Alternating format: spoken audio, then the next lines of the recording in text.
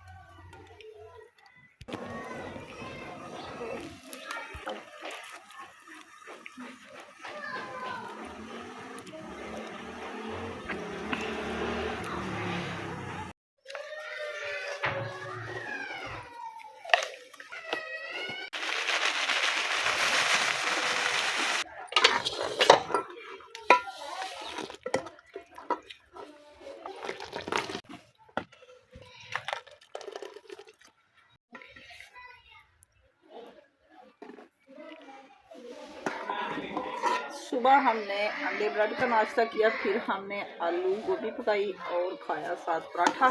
मैंने सादी खाई क्योंकि पराठा सुबह सुबह ही अच्छा लगता। दोपहर 12 बजे मैंने सादी रोटी खाई। अब 1 बज चुका है, सुबह की आग हमारी जल रही है।